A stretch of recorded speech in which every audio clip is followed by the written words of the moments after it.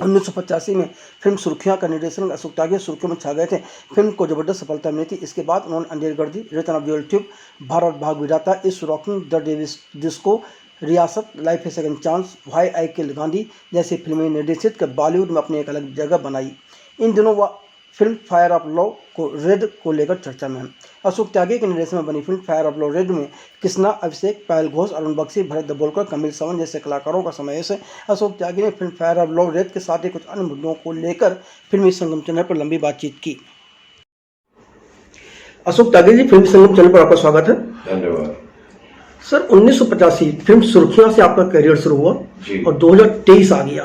ये जो इतना लंबा करियर है, इस पूरे करियर को आज आप जब बैठते हैं तो किस तरह से देखते हैं? आपने पहले तो ये बताओ कि आपसे मैं जनरली पूछना चाहता हूँ कि इस बात पे किसी का ध्यान आज तक क्यों नहीं गया? क्योंकि मैं बता रहा हूँ कि सर दादा साहब फाल्के ने पहली फिल्म 1913 में बनाई एंड बाय 1943 मतलब उनका करियर खत्म हो चुका था, यानी कि 30 साल में वो खत्म कर चुके थे। मनमोहन देसाई ने पहली फिल्म 1961 में बनाई और लास्ट फिल्म उनकी गंगा जमुना सरस्वती 1987 में आ गई। तो ऐसे करके प्रकाश मेहरा ने पहली पिक्चर अपनी 1968 में बनाई, हसीना मान जाएगी, उनकी लास्ट पिक्चर शराबी। यानी कि आज अशोक त्यागी की पहली पिक्चर 1985 में आई और अभी उसकी नेक्स्ट पिक्चर 2023 में आने वाली है। और ऐसा भी नहीं है कि 1985 के बाद ये 2023 में आ रही है। इस दौरान में अंधेर गर्दी, return of jewel thief, Bharat भाग्य विधाता, इट्स रॉकिंग द डिस्को, रियासत, व्हाई आई किल्ड गांधी, ये फिल्में भी आ चुकी हैं। और इसके अलावा जो बाकी 1986 में फिल्म इंडस्ट्री में एक स्ट्राइक हुई थी और उसके अंदर दिलीप कुमार ने भी भाग लिया था, देवानंद ने भी, राज कपूर, हिस्टोरिक फुटेज है, उसको मैंने शूट किया और एक फिल्म वो भी सेंसर करवाई, वो मोर्चा नाम है। और भगवान रजनीश के ऊपर भी मैंने एक फिल्म बनाई, मेरा सपना मेरा भारत, उसको भी गिना जाना चाहिए मेरी फिल्मों में। तो इस प्रकार से 1985 से लेके 2023 तक और आप सब लोगों की शुभकामनाओं और परमात्मा के आशीर्वाद से मुझे तो ऐसा महसूस हो रहा है जैसे फायर ऑफ लव रेड से एक शुरुआत हो रही है। और अब तक जिस तरीके से ना प्लेन टेक ऑफ करने से पहले वो चलता है, दौड़ता है रनवे के ऊपर, मुझे कुछ वैसा लग रहा है कि वैसे चल रहा था। क्वालिटेटिवली बहुत कुछ डिफरेंस आया है। जैसे 99 डिग्री तक पानी उबलता रहता है तो पानी ही रहता है, लेकिन 100वीं डिग्री पे पता नहीं क्या हो जाता है, वो पानी नहीं रहता, वो भाप बन जाता है। तो उसी तरीके से मैं भी भाप बन चुका हूँ और कुछ उसकी वजह से मैं दर्शकों के साथ जो मैं जुड़ना चाहता हूँ मतलब मैं ये फील कर रहा हूँ कि आज की तारीख में क्या हो रहा है कि जो भी फिल्में बना रहे हैं वो अपने सपनों की दुनिया में लीन है और उनको पूरा करने के लिए वो फिल्में बना रहे हैं। जब विमल रॉय, गुरुदत्त, राज कपूर, वी शांताराम, महबूब खान फिल्में बनाते थे, राज खोसला, सुबोध मुखर्जी और ये सब लोग जब फिल्में बनाते थे तब ये फिल्में बनाते हुए ना हमेशा दर्शकों के बारे में सोचते थे कि ये मैं सीन बना रहा हूँ, ये मैं पिक्चर बना रहा हूँ, दर्शकों का मनोरंजन करेगा। मनोरंजन करना तो बहुत दूर बाद में है कि कनेक्ट कैसे करेगा, मैं दर्शकों के साथ संवाद कैसे स्थापित करूँ। आज कोई भी आज दर्शक से संवाद नहीं स्थापित करने में उत्सुक है, उत्सुकता खत्म हो चुकी है, जिसका परिणाम हमको दिखाई दे रहा है। तो ये समस्या है। तो आप कह रहे थे कि मैंने 1985 में सुर्खियां के साथ शुरुआत की और दर्शकों को भी अच्छी लगी और समीक्षकों को भी अच्छी लगी, सबको अच्छी लगी। और जो अपेक्षाएं सुर्खियां ने खड़ी की मैं ईमानदारी से बोलूं तो वो शायद पता नहीं क्या कारण रहे, लेकिन वो सुर्खियां से बहुत अपेक्षाएं खड़ी हुई थी। उसमें एक फ्रेशनेस भी थी और उसमें व्यावसायिकता भी थी, दोनों का समागम था। तो आगे क्या हुआ कि मैं व्यावसायिकता की तरफ ज़्यादा, क्योंकि प्रेशर जैसे बिल्ड होता गया कि वो उसमें हमारे सर पे कोई बैठा हुआ नहीं था उस तरीके से, लेकिन हमेशा हमको फ्रीडम मिली। Commercial return of jewel thief एक अपने आप में एक उसको आप आउट एंड आउट कमर्शियल अवसरवादी फिल्म नहीं। फायर एंड लव बनाने के पहले लंबा गैप क्यों हो गया? नहीं, मैं नहीं समझता इतना लंबा। पिछले साल तो ये वाया किल्ड गांधी आई है। रिलीज के हिसाब से मेरी लास्ट पिक्चर आई 2014 में रियासत, 2012 में आई इट्स रॉकिंग दर्दे डिस्को, और 2022 में आई जनवरी में वाया किल्ड गांधी। तो रियासत और वाया किल्ड गांधी में 8 साल का गैप रहा। वो गैप रहा क्योंकि ये वाया किल्ड गांधी की शूटिंग 2017 में हो गई थी, लेकिन उसको रिलीज करने के लिए मैं सही माहौल को ढूंढ रहा था कि कब माहौल सही होएगा। और आप समझ सकते हैं कि किसी और कालखंड में शायद ये पिक्चर रिलीज ही नहीं हो पाती। Film fire of love red जी, इसकी योजना कैसे बनी? इसी कहानी का प्रेरणा स्रोत क्या था? फायर ऑफ लव रेड की कहानी का प्रेरणा स्रोत ये था कि कम से कम पात्रों के साथ में लॉकडाउन में किस प्रकार से एक फिल्म का संयोजन किया जाए जो कि लॉकडाउन के बाद की परिस्थितियों का भी सामना कर सके। उस टाइम पे सोशल डिस्टेंसिंग और कई बार शूटिंग आके रुकवा देते थे, ये सब चीजें चल रही थी। तो इसका जो स्क्रीन प्ले मेरे पास में स्टॉक में, मेरे मेंटल रिजर्वायर में, रेपर्टरी में, लाइब्रेरी में मेरे पास में कई सारी स्टोरीज हैं, स्क्रीन प्लेज भी है, पूरे स्क्रीन प्ले है।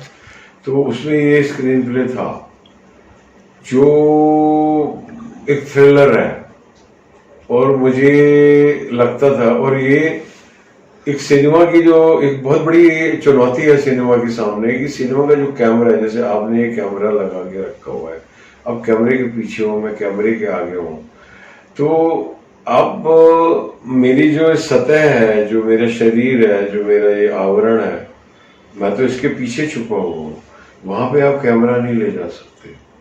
लेकिन जो साहित्यकार है, जो नॉवेल लिखता है, उपन्यास, आप घर जाओ, कोई भी उपन्यास निकालो तो आप देखोगे उपन्यासकार जो है वो पात्र की जो मानसिक दशा है उसका चित्रण कर रहा होता है। अब सिनेमा के अंदर हमारे पास कोई तरीका ही नहीं है पात्र की मानसिक दशा को चित्रित करने का।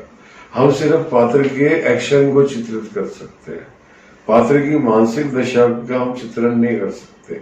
अगर हम पात्रों को बोल भी दे कि तेरे मन में ये चल रहा है और कैमरा लगा के बैठ जाए, तो फिर भी दर्शक कब तक देखता रहेगा, और वो उसके मन में जो चल रहा है वो कमेंट्री के रूप में चलने लग जाए तो कब तक देखता रहेगा।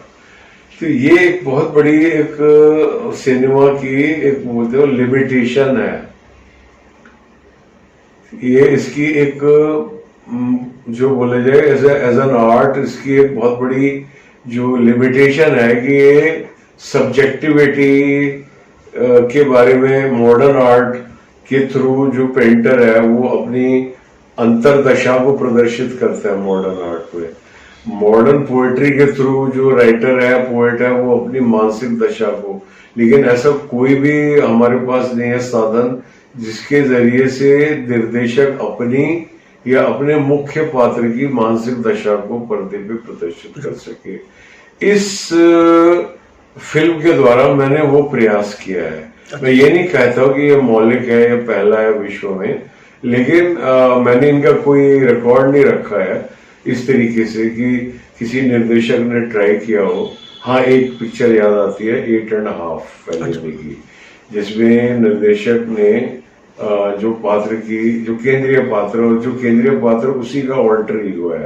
यानी कि जो केंद्रीय पात्र है फिल्म में वो निर्देशक ने समझो अपने को ही रखा हुआ है वहां पे, उसमें है सब्जेक्टिव में और भी प्रयास हुए होंगे।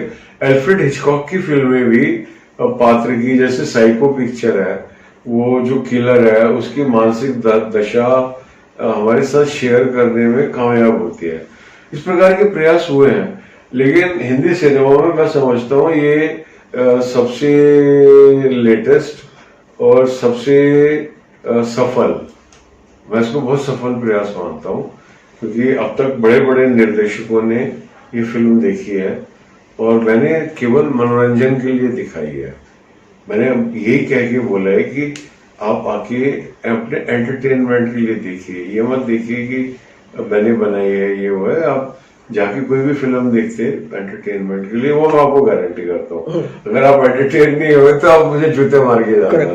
और बाकी मैं आपसे ये नहीं कह रहा कि एंटरटेन हो गए तो आप कुछ पक्ष में बोल के जाओ, वो मैंने, पर I just want you to entertain you, I just want to see कि बिकॉज निर्देशक जो है वो एक, जैसे चाय के बगान में एक टी टेस्टर होता है, वो जो चाय को सिप करता है उसको और वो टेस्ट करता है, जैसे वाइन का टेस्टर, तो वो जो टेस्ट करता है वो जो उसको टेस्ट है वो लाखों करोड़ों को सही लगता है, उसका टेस्ट इतना विकसित होता है।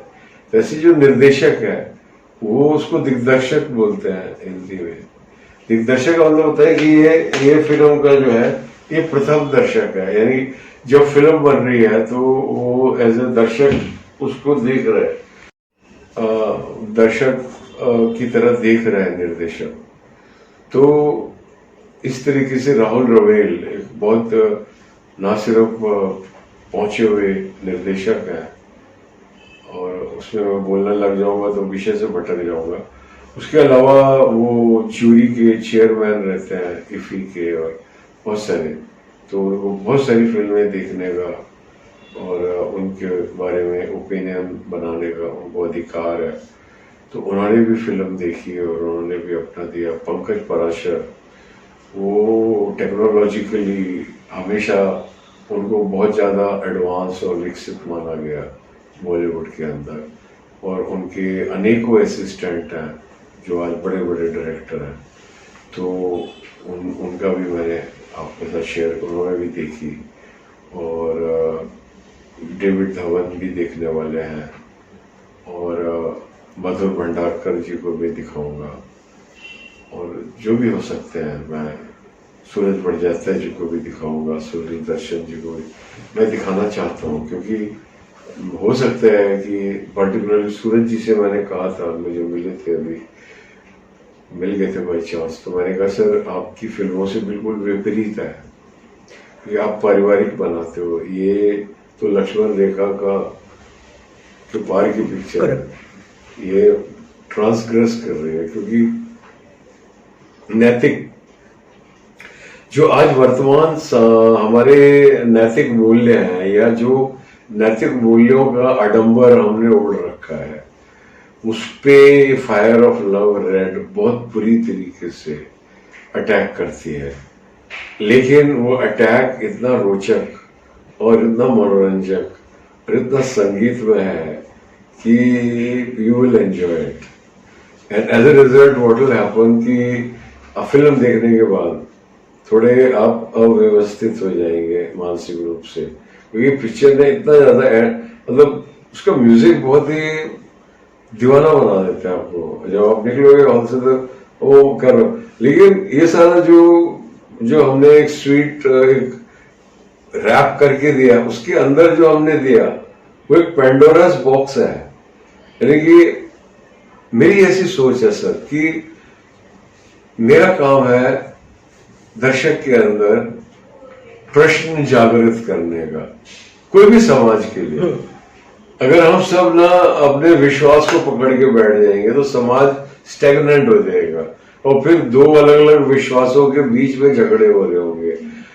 अगर समाज हमेशा प्रश्न करता रहेगा हर चीज को, परमेश्वर को मानने के बजाय अगर समाज बोले परमेश्वर कौन है, परमेश्वर कहाँ है, अगर है तो हमको दिखाई क्यों नहीं दे रहा, ये सवालों पे अगर आ जाए समाज, तो काफी सारे झगड़े फसाद, क्योंकि जितने झगड़े फसाद हैं वो जो हमने जो भ्रांतियां पाल रखी हैं आस्था के नाम पे, उनकी वजह से हो रही हैं।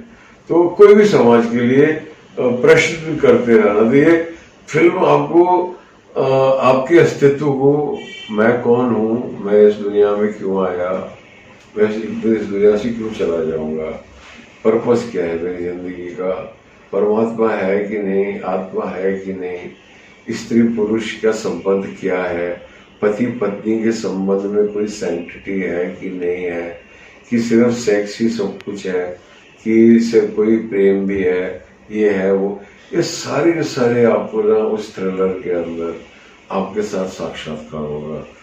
यानी कि आपको पता भी नहीं पड़ेगा और आपका सब कुछ हो जाएगा। ये क्यों इतना थ्रिलर है ना, तो जेम्स हैडली चेज और एल्फ्रेड हिचकॉक जैसा ना वो मजा दे रही है।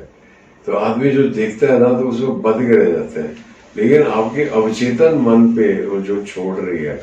और इसमें मैं बोलूंगा, इसमें इस फिल्म में बहुत काफी रजनीशत्व है उस सेंस में कि ये रजनीश का जो प्रवचन होता था 1.5-2 घंटे का वो प्रवचन देते थे, उस प्रवचन में वो सुनने वाले को पूरी तरह मंत्रमुग्ध कर लेते थे।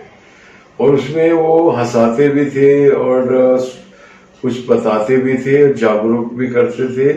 और सबसे बड़ी बात है कि वो एक स्पिरिचुअल एनर्जी ट्रांसमिट करते थे, कि एक समय आता था कि जब वो बोल रहे हैं उसकी कोई मूल्य नहीं रह जाता था, वो जो बोल रहे हैं, लेकिन उनमें से एक अदृश्य ऊर्जा का संचार हो रहा है। और वो जो स्पिरिचुअल एनर्जी है वो आप जैसे ना आपको झरना बह रहा है ऐसे, और आपके अंदर जितना शोक, क्लेश, संताप, जितना नेगेटिव इमोशन है, जो एक मिट्टी की तरह झरना आ रहा है और सबको नहलाता हुआ चला जा रहा है, ऐसी अनुभूति होती थी। तो वैसी अनुभूति ये मुझे लगता है this is a spiritual film also. आपने कहा कि नैतिकता के जो आडंबर ओढ़ लिए गए हैं उनके खिलाफ ये फिल्म बात करती है, तो वो कौन कौन से ऐसे आडंबर ओढ़े गए हैं जिनको के खिलाफ आप बात कर रहे हैं? ये जो है ना, ये जो निष्ठा है, ये जो सेक्सुअल निष्ठा है, उसका का पूरा बोझ जो है वो नारी के सर पे रख दिया गया है। और ये बड़ी रोचक सिचुएशन है सर। अगर 2 मिनट में, विवाह की आवश्यकता नारी को नहीं है, पुरुष को है। या जब भी विवाह की उत्पत्ति हुई 10,000 साल पहले, 20,000, जब भी उत्पत्ति हुई तो इस बात के लिए हुई कि मेरा उत्तराधिकारी कौन होएगा। तो उसका कुछ था नहीं, तो डीएनए टेस्ट नहीं था समाज के पास, तो सिर्फ विवाह था कि ये इसका उत्तराधिकारी है। अगर स्त्री विवाह नहीं भी करती तो इसका ये पुत्र है या पुत्री है, उसको तो कुछ क्वेश्चन करने वाला था ही नहीं कोई। इसीलिए महाभारत में सब माँ के नाम से जाने जाते हैं। सही बात है, क्योंकि माँ कौन है ये तो अनक्वेश्चनेबल है, फादर कौन है स्टिल क्वेश्चन, मतलब विवाह के बावजूद भी क्वेश्चनेबल रहा। अब डीएनए टेस्ट आ गया, अब अनक्वेश्चनेबल हुआ है जाके, अब तक क्वेश्चनेबल था फादर। तो उसकी जो क्वेश्चनेबिलिटी थी उससे आतंकित होकर पुरुष ने नारी के ऊपर ये सारा का सारा जितना भी नैतिकता का आडंबर है, वर्जिनिटी और सैंक्टिटी और ये सारा का सारा, और खुद अगर आप बाप हैं, आपका लड़के को कोई बोले वो बड़ी लड़कियों के साथ घूमता है, अंदर आपका मन भी प्रफुल्लित होगा, अपने वो है अपने बाप, कहते लड़की भैंसो आप एकदम से उसमें आ जाओगे, क्या कहते हैं, शोकग्रस्त हो जाओगे, एकदम से आप मतलब चिंतित हो जाओगे, गहन चिंतन में चले जाओगे, बस चले आपका बंदूक लेके गोली मार दोगे, कुछ भी कर। तो अब ये देखो, ये डबल स्टैंडर्ड्स है कि विवाह की आवश्यकता है पुरुष को और स्त्री करके वो फुलफिल कर रही है, और फिर भी हमने उसको प्रताड़ित करके रखा हुआ है। तो मैं समझता हूँ ये वाकई में बोला जाए तो एक जेंडर इक्वालिटी की पिक्चर है, और पुरुष का जो पुरुष प्रधान जो चित्त है उसको ये उजागर करती है। लेकिन ये सब बातें जब मैं बोल रहा हूँ तो ऐसा लग रहा है कि बड़ी इंटेलेक्ट, मैं कह रहा हूँ कि ये अनकॉन्शियस लेवल पे, और आप कॉन्शियस होके भी देखो तो सब दिखाई देंगी, पर अगर जिसको नहीं भी दिखाई दे रही है उसको भी मजा आएगा। पिक्चर एज ए थ्रिलर चल रही है, पिक्चर कई लेवल पे चल रही है। एज ए अगर कोई भी ऐसा ऑडियंस है उसको सिर्फ एक सस्पेंस थ्रिलर एंजॉय करनी है तो वो ऐसे कर सकता है। कोई उसको और ज्यादा लेवल पे एंजॉय करना चाहता है तो उस लेवल पे भी कर सकता है। वो कहते हैं मुझे इससे भी ज्यादा करना चाहता है तो उस पे भी कर सकता है। तो ये हमने एक ऐसी फिल्म बना के दी है, और अभी एक हमारे सामने एक टेम्पलेट बन के आ गई है कि इस प्रकार की फिल्में बनाई जा सकती हैं। कम से कम 2 और फिल्में बनाई जा सकती हैं इस टाइप से।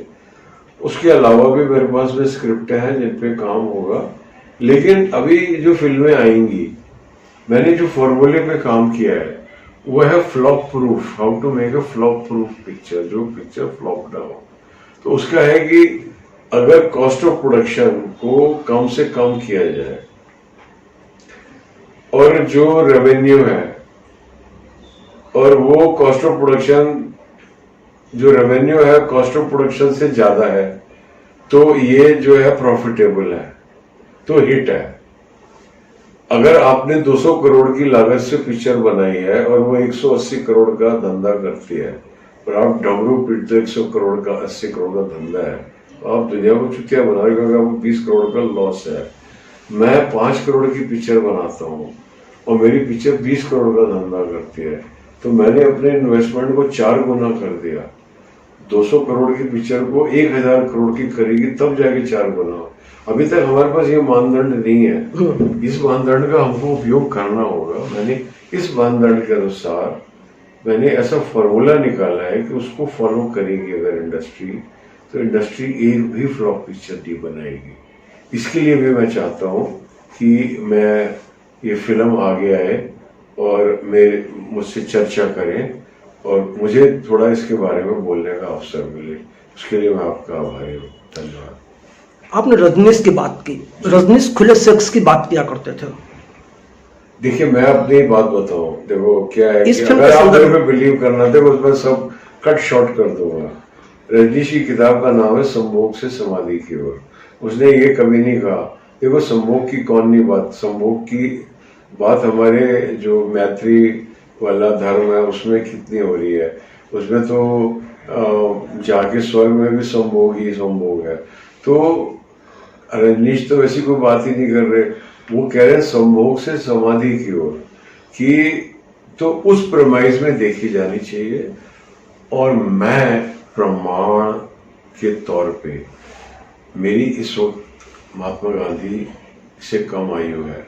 महात्मा गांधी 78 साल के थे, तब उनको इस बात का शंका हुई कि उनको ब्रह्मचर्य उपलब्ध हुआ कि नहीं हुआ, तो उन्होंने नग्न युवतियों के साथ सोना शुरू किया स्वयं को ये सिद्ध करने का। पता नहीं इसका क्या मतलब है, जो भी है, मतलब ये गूढ़ विषय है। मैं बस जो इतना सब बोल के कि अगर आपके अंदर काम वासना नहीं है तो उसको प्रमाण की क्या जरूरत है, नहीं है तो नहीं है, बात खत्म हो गई।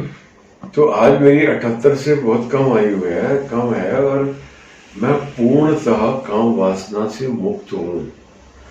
मुक्त हूँ मतलब कि मुझे एज ए ह्यूमन बीइंग तो सब में रुचि है, लेकिन वो जो एक नारी के अंदर जो रुचि है नैसर्गिक पुरुष के अंदर, कि कोई भी नारी है उसके प्रति वो एक नैसर्गिक आकर्षण है, वो मेरे अंदर लुप्त हो चुका है। मेरे अंदर कोई आकर्षण ही नहीं है। मैं ये नहीं कह रहा हूं कि संवेदना नहीं है या मैं ऐसा हो गया हूं, नहीं, बट अब बताओ ना, ये भावना माता के प्रति, बहन के प्रति, देवियों के प्रति तो होनी चाहिए ना। तो अगर मेरी सबके प्रति हो गई है तो इसमें what is wrong with it? I don't need anything, I don't need Viagra to artificially मतलब, पर Viagra is necessary when mentally you are wanting sex, but physically you are not. मेरे को तो mentally खत्म हो चुका है। मतलब I find it as Rajneesh said कि एक टाइम आएगा जैसे बच्चे खिलौने के साथ खेलते हैं, अगर तुम खिलौना बच्चे से छीनोगे तो जिंदगी भर खिलौने से खेलता रहेगा। उसको खिलौने से खेल दो, अपने आप ग्रो करेगा, वो खिलौना छोड़ देगा। तो वही मुझे ना, आप बिलीव नहीं करोगे, मुझे इस बात से भी कोई लड़ाई नहीं है कि दुनिया क्यों सेक्स के बारे में इतनी पागल है, क्योंकि वो परमात्मा का प्लान है, क्योंकि वरना दुनिया चलनी बंद हो जाएगी। उसी की वजह से दुनिया चल रही है। मुझे उससे कोई संघर्ष नहीं है, लेकिन मैं पूरी तरीके से उससे बाहर निकल के आ चुका हूँ। मैं रजनीश का शिष्य हूँ, उसने ये मुझे क्रिएट किया है। मेरे को सुनो, मेरी मानो, वो जो बोल रहा है वो सच है। वो सेक्स का प्रसारण नहीं कर रहा, वो सिर्फ इतना बोल रहा है कि सेक्स से तुम जितना भयभीत रहोगे या इसको जितना टैबू बनाओगे, उतना तुम सेक्स से ऑब्सेस्ड रहोगे। तो सेक्स के पार जाना है तो तुम्हें सेक्स के अंदर जागरूक होके उतरना होगा।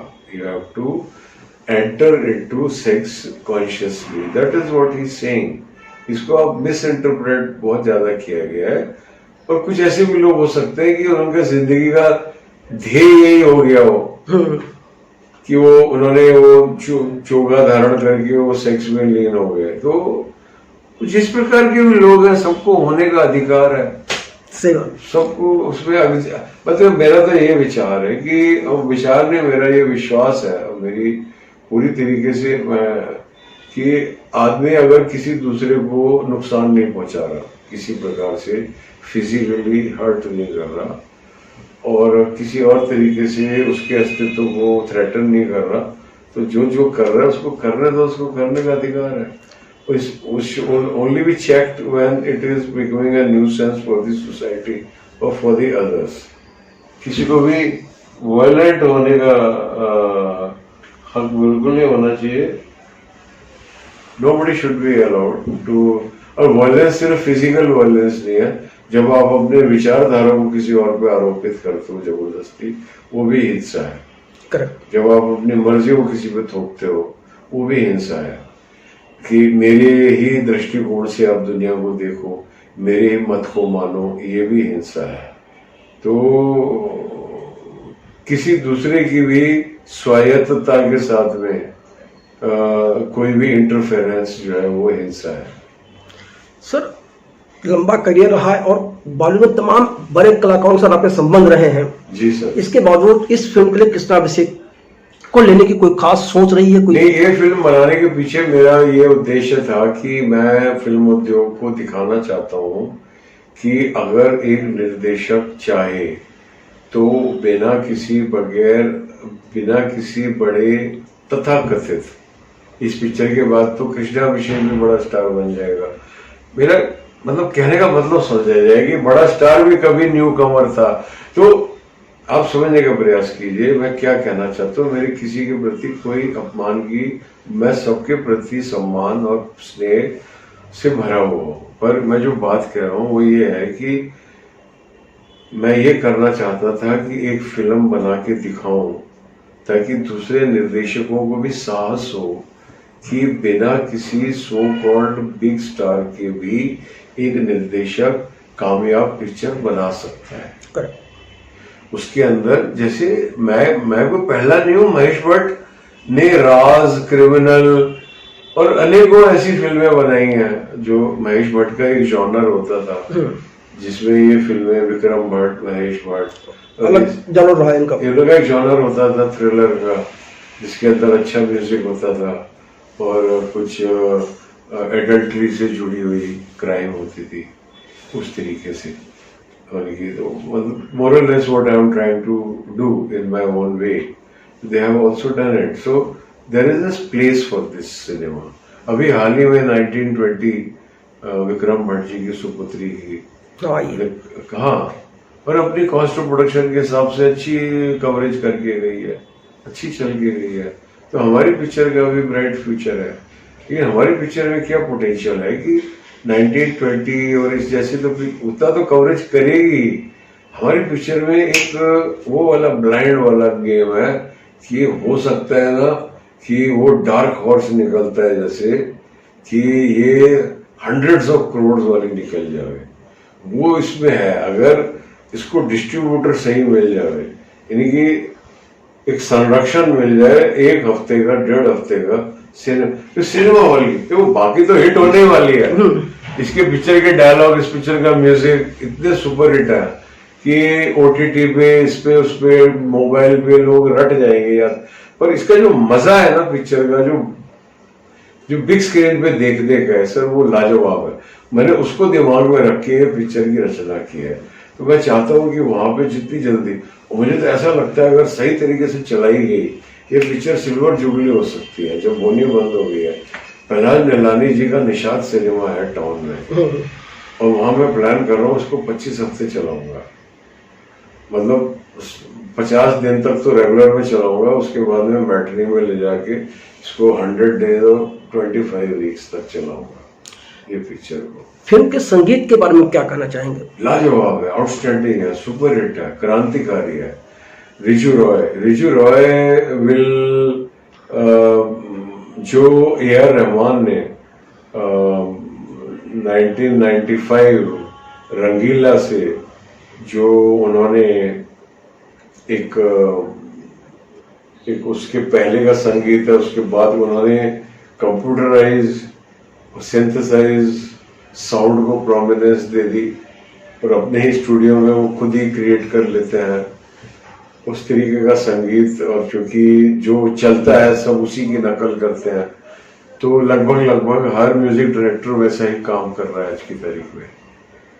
यहाँ पे क्या है कि संगीत भारत की संस्कृति का बहुत ही अनमोल और अभिन्न अंग है।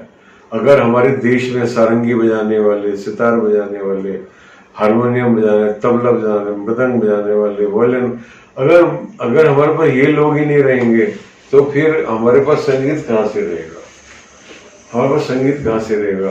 तो हमारे गानों में क्या था, लाइव ऑर्केस्ट्रा होता था, जिसकी वजह से वायलिन बजाने वाले बड़े बड़े, हरिप्रसाद चौरसिया ने भी बांसुरी बजाई है, रवि शंकर ने सितार बजाया फिल्मी गानों ने, बड़े गुलाम अली खान ने गाना गाया है, ऐसा कौन है, बिस्मिल्लाह खान ने शहनाई बजाई, गूंज उठी शहनाई पिक्चर में। तो ये तो बहुत बड़े बड़े एग्जाम्पल है। लेकिन बिरजू महाराज ने जनक पायल बाजे में नृत्य करवाया। लेकिन बड़े बड़े म्यूजिशियंस होते थे जो रिकॉर्डिंग्स में गाने बजाते थे। आज सारा का सारा आप कंप्यूटर से कर रहे हो। एक तो बात यह है कि जब कंप्यूटर से करोगे वो मैकेनिकल होएगा। अगर 40 वायलिन की आवाज आप निकाल तो लोगे, लेकिन वो 40 वायलिन मैकेनिकली साथ में बज रही होंगी। जब रियल लाइफ में बजेंगी तो 0.001 सेकेंड का फर्क होएगा दूसरी में। उसका जो वो खड़ा होगा, वो जो मैजिक, वो आप कंप्यूटर से नहीं कर सकते। जो एक लाइव में जब बांसुरी बजाते बजाते वो ब्रेथलेस होएगा और कुछ करेगा, वो जो क्वालिटी वो कंप्यूटर नहीं करेगा। तो उससे आप क्यों वंचित कर रहे हो? पैसे के लिए आपके पास हीरो को देने के लिए 150-150 करोड़ है, आपके पास एक म्यूजिशियन को देने के लिए 2-4-5 हजार रुपए नहीं है। ये आप क्या बातें कर रहे हो सर? ये हो क्या रहा है?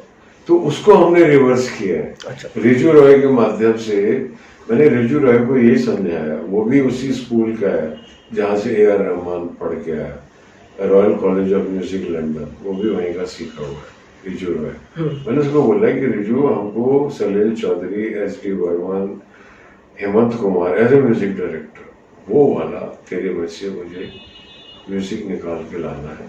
और मैंने उस टाइम का संगीत उसको सुनाया और मैंने कहा मुझे वायलिन्स चाहिए, कोरस चाहिए, लाइव इंस्ट्रूमेंट चाहिए और आधुनिकता भी चाहिए, दोनों का संयोजन चाहिए। तो वो उसने करके दिया इस फिल्म में। और मैं समझता हूँ ये एक ट्रेंड सेटर होने वाला है और इस ट्रेंड के साथ में जो है वो चल पड़ेगा। फिल्म में कितने गाने हैं? 3 गाने हैं। बल्कि पिक्चर में कहानी में 2 हैं। एक टाइटल्स के अंदर है गाना, जो शुरू में जो टाइटल्स है वो टाइटल सॉन्ग है, लिटरली टाइटल सॉन्ग है। फिल्म के निर्माताओं के बारे में क्या कहना चाहेंगे? उनके क्या रिक्वेस्ट रहे आपके? नहीं, अच्छा है। और ये एक बहुत ही कोइंसिडेंस था ये पूरा का पूरा कि इत्तेफाक से मेरे पास फोन आया राजीव चौधरी जी का, जो सुर्खियां के दौरान में पत्रकार थे और सुर्खियाँ की चर्चा हुई थी फिल्म इन्फॉर्मेशन में, मुझे आज तक याद है, बहुत अच्छा छपा था। तो फिल्म इन्फॉर्मेशन में काम करते थे रामराज जी के, तो उससे पर उनका एक डिस्ट्रीब्यूटर भी थे सुर्खियाँ के, राजकुमार भागचंद का, उनके साथ में भी राजीव चौधरी जी क्लोज थे, तो उस नाते से मेरे को जानते थे। तो उनका फोन आया था, तो ये स्क्रिप्ट थी मेरे पास में, और वाया किल्ड गांधी का मैंने वीडियो भेजा और ये स्क्रिप्ट भेजी, तो उनको बहुत पसंद आई। और मुझे मैंने कहा ये लॉकडाउन के अंदर, उस वक्त पूरा लॉकडाउन चल रहा था, हर आदमी रास्ता ढूंढ रहा था क्या करें कैसे करें, शूटिंग फेडरेशन रोक देगी, बहुत डर डर की शूटिंग होती थी। उसके दौरान के ये प्रस्ताव था, तो सबको बिल्कुल, फिर उनके मित्र हैं जो सुरेंद्र जगताप जी मराठी सिनेमा के एक नामी निर्माता हैं, म्यूजिक वीडियोस बनाते हैं मराठी फिल्म, उनकी लेटेस्ट है Salman society, ready for release है। तो वो उन्होंने एक्चुअली क्या था, कोई मराठी फिल्म बनाने के लिए राजीव चौधरी जी को एज ए डायरेक्टर साइन किया था मराठी फिल्म बनाने के लिए। और तो ये मेरा स्क्रिप्ट आ गई, तो राजीव जी को लगा कि मराठी की जगह अगर हिंदी पिक्चर बन सकती है तो बेटर रहेगी। तो इस तरीके से एक्चुअली देखा जाए तो ये एक स्वार्थों का संयोजन था। ये किसी ने किसी पे को उपकार में, मैं तो कहूंगा कि ये दिव्य एक स्क्रीन प्ले चल रहा था, इसमें मैं जो पीछे, मतलब राजीव चौधरी से भी पीछे का मुड़ के देखता हूँ, जब मैंने स्क्रिप्ट लिखी, जब मैं मार्वल स्टूडियो से घर में आके बैठ गया, तो हर चीज ऐसा लगता है कि बहुत वेल रिटन स्क्रीन प्ले की तरह चल रही है। ये जो पूरी की पूरी जो स्टोरी चल रही है, तो उसमें राजीव चौधरी आए, फिर सुरेंद्र जगताप जी, और उसी दौरान में जगन्नाथ वाघमारे जी भी जुड़ गए थे, लेकिन पहले वो दूर से देख रहे थे एज अ लाइक इन्वेस्टर। बाद में वो जब पिक्चर आदि बन गई और पिक्चर को कंप्लीशन की तरफ जाने की आवश्यकता थी, तब उन्होंने बहुत मूल्यवान अपना सहयोग देते हुए पिक्चर को कंप्लीशन शूटिंग तक लेके गए। लेकिन उनको भी इस बात का कोई ज्ञान नहीं था कि शूटिंग के बाद में भी पिक्चर की एक बहुत इम्पोर्टेंट स्टेज है पोस्ट प्रोडक्शन, उसका उनको बिल्कुल ज्ञान नहीं था। और उसकी वजह से पिछले मुझे काफ़ी महीने से मैं उस पर लगा हुआ था, और लेकिन मुझे खुशी है कि सब समाप्त हो गया, पिक्चर कंप्लीट हो गई। अब मुझे ये लग रहा है कि जिस तरीके से पिक्चर कंप्लीट हो गई और सेंसर भी हो गई, तो पिक्चर रिलीज का उतावलापन लगा हुआ है। लेकिन पिक्चर रिलीज जैसे प्रोडक्शन के बाद में पोस्ट प्रोडक्शन है, ऐसे ही पोस्ट प्रोडक्शन के बाद में प्रमोशन है। और मैं कह रहा हूँ कि हमारा हीरो जो है वो कोई शाहरुख खान नहीं है, वो कोई सलमान खान नहीं है, वो कोई आमिर खान नहीं है कि 15 दिन में पिक्चर गर्म हो जाएगी, ऐसा 3 हफ्ते में 2 हफ्ते में पिक्चर की पब्लिसिटी होती है। नहीं सर, राज कपूर की हमने देखी अपने आंखों से, राम तेरी गंगा में 9 महीने की पब्लिसिटी थी। जब उसकी गाने आने चालू हुए, राजीव फोटोएं आने चालू हुए और डिस्कशन होने, पिक्चर लगने तक पूरा माहौल देखा जाता है। जब लगता है आपको कि माहौल बन गया तब पिक्चर रिलीज कर दो, उसमें क्या तकलीफ की बात है? कोई तकलीफ, वो माहौल भी तो क्रिएट करना चाहिए, होना चाहिए। जब रेड का माहौल क्रिएट हो रहा है, मैं तो इसके लिए ज्यादा प्रताड़ित फील कर रहा हूँ कि रेड का माहौल क्रिएट हो रहा है, तो माहौल को होने दो ना। उसका संगीत लोकप्रिय हो रहा है, उस पर मेहनत करो, गाने को देश के कोने कोने, बच्चे गली कूचे मोहल्ले तक पहुंचाओ। क्योंकि जिस पिक्चर के गाने रिलीज होने से पहले गली मोहल्ले बच गए, उस पिक्चर को किसी हीरो की, किसी स्टार कास्ट की कोई जरूरत नहीं है, बिल्कुल वो सुपर हिट है। तो समझ में नहीं आ रहा, शायद इस वीडियो के मैं बोल रहा हूँ कि, और इतना सरल है आज की तारीख में, इतना सरल है कि पुराने जमाने में आपको सीडी होता था, रिकॉर्ड होता था, उनको बनाओ, उनको डिस्ट्रीब्यूट करो, दुकानों में पहुंचाओ, फिर खरीदने वाला खरीदेगा, आप खरीदो, फ्री में बांटो, ये करो वो करो। आज यूट्यूब पे आपके सारे गाने हैं, जी म्यूजिक, आपको सिर्फ एक लिंक भेजना है, बस एक लिंक भेजना है, आपके सारे गाने आ गए। जिसको वीडियो देखना है वीडियो देखे, जिसको गाने सुनने गाना सुने, जिसको ट्रेलर देखना ट्रेलर, आपके पास हर चीज है। लिंक एक ऐसा है कि उसके द्वारा आप 140 करोड़ लोग तक पहुंच सकते हो। उसका कुछ प्लानिंग करो ना यार। Let us reach at least 2 crore people before we release the picture. बिल्कुल सही। आप समझ रहे हो, मेरी पीड़ा समझ रहे हो, क्योंकि इस पिक्चर में बहुत बड़ी हिट होने की संभावना है। वो तब है इसके पहले शो को 20% ऑडियंस मिल जाए। बिल्कुल सही। जो मेरा पहला शो लगे 11:30, 12, 12:30, 1, 1:30 जो भी वो लगाए उस टाइम के आसपास, जो पहला शो लगे उसमें 20%, मैं ज्यादा नहीं मांग रहा हूँ, 100% नहीं बोल रहा हूँ, 20% अगर ऑडियंस आ गई तो शाम का शो हाउसफुल चलेगा, नाइट शो पे ब्लैक चालू हो जाएगी, ये मैं गारंटी देता हूँ। वो पिक्चर में वो घोड़ा बर्ड ऑफ माउथ में पागल कर देगी, क्योंकि कृष्णा अभिषेक से कोई एक्सपेक्टेशन नहीं है। मतलब ये है कि एंटरटेनिंग होगी, तो एंटरटेनिंग है पर in a different way. It's very entertaining but no comedy at all.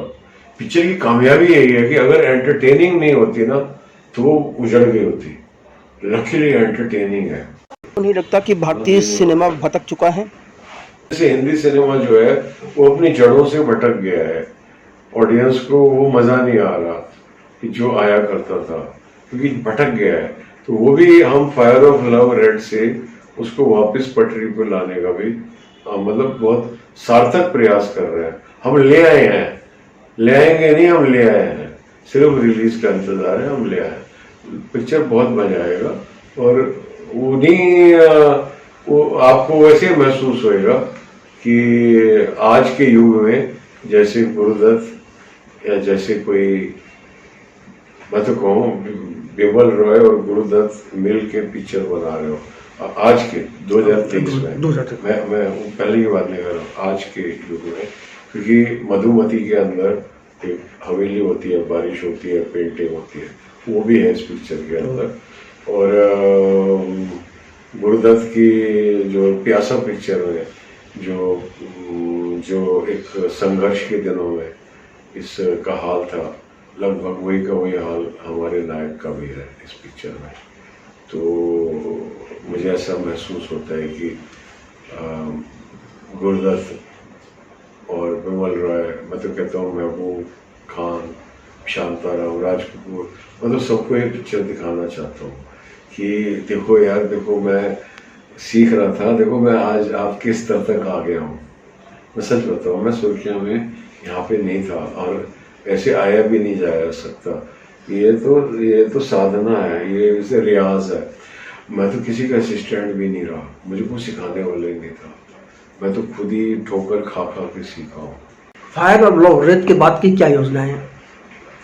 नहीं, इमीडिएटली तो हु किल्ड सुभाष चंद्र बोस है, बिकॉज फीचर फिल्म के अंदर थोड़ी स्टार कास्ट बढ़ेगी और वो पिक्चर आएगी MMM, लाइक RRR की तरह से MMM है पिक्चर, लेकिन पूरी तरह बम्बईया पिक्चर है। और मैं रेड भी बता रहा हूँ और MMM भी बता रहा हूँ, ये ऐसी बम्बईया पिक्चरें हैं जो साउथ में डब होंगी, साउथ में रीमेक होंगी। मैं बता रहा हूँ आपको, ऐसी बम्बईया फिल्म है। बम्बईया से बड़ा कोई फॉर्मूला नहीं है। Rajinikanth is a copy of Shatrughan Sinha. Correct. अब समझो, बम्बई से बड़ा कोई फॉर्मूला नहीं है सर। यहाँ पे तो खुद ही भूल गए, वो सब घोट के पी रहे हैं ना, वो खानदानी लोग हैं, उन्होंने डिसिप्लिन मेंटेन करके रखा। अशोक त्यागी जी, फिल्मी संगम चैनल से बात करने का आपका बहुत बहुत धन्यवाद। मेरा आपके मंच को, आपकी पत्रिका को बहुत बहुत धन्यवाद। आपके सभी दर्शकों को, आपके परिवार को और दर्शकों के परिवार को मेरी हार्दिक शुभकामनाएं। धन्यवाद।